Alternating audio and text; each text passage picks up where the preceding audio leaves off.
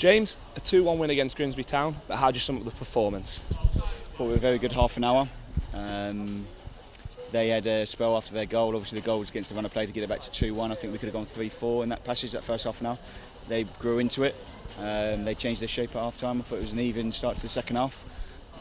We changed our shape and got a foothold back into it. So topsy-turvy friendly, still a friendly, but obviously I'm delighted with most of the performance. And a really quick start today, 2 goals in 20 minutes. You must be pleased with that as a manager, to see your team coming out the racing blocks like that with just a week to the start of the season. Yeah, if you look at the statistics, we didn't score enough goals in the early passages last year in my tenure.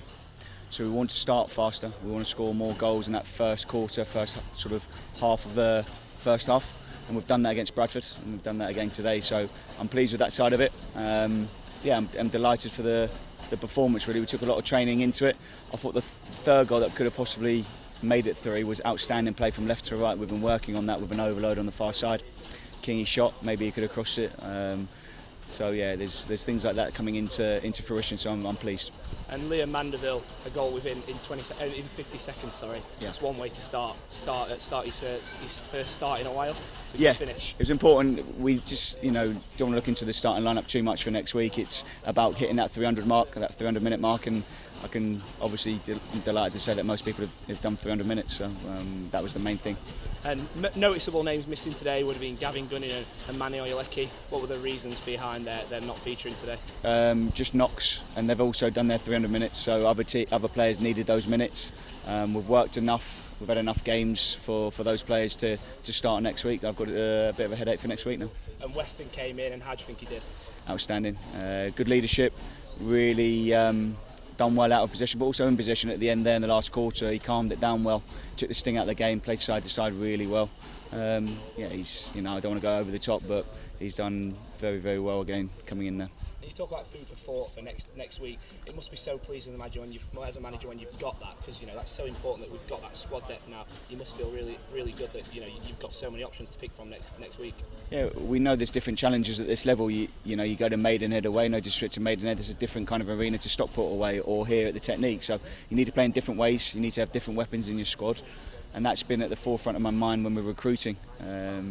We've got a clear recruitment strategy here. We've now got 5 or 6 players under 25 that are assets that weren't here when I came in.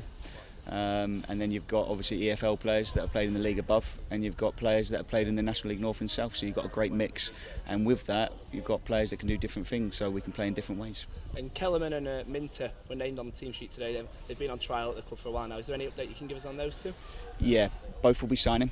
Melvin will come in and compete for that number 1 spot. He's been really good in pre-season. He's come well into the change room. Great character, great attitude in training. I love that. And also Jim, I've worked with before. Now Jim's an interesting one because he's been in 2 playoff campaigns at my previous club with me. He's lost his way through injury, unfortunately, but he's still a good age at 25, 26. He needs to go out on loan and play games and have a full-time programme here with me, and then we'll see the best out of him. I know you've heard that before with Jack Clark, but hopefully this is a different kind of one.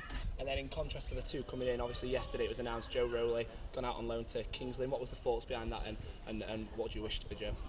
Well, there's a lot of competition for places. We've got Alex Whittle, Calvin Miller, George, and obviously Kingy. So there's 4 there for 2 spots, ultimately the shape we play at the moment.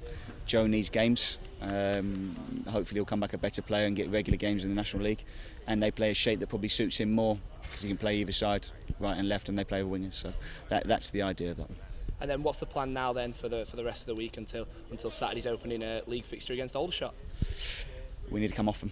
They've worked incredibly hard. Really pleased with them. You can see there a lot of heavy legs at the end, but no.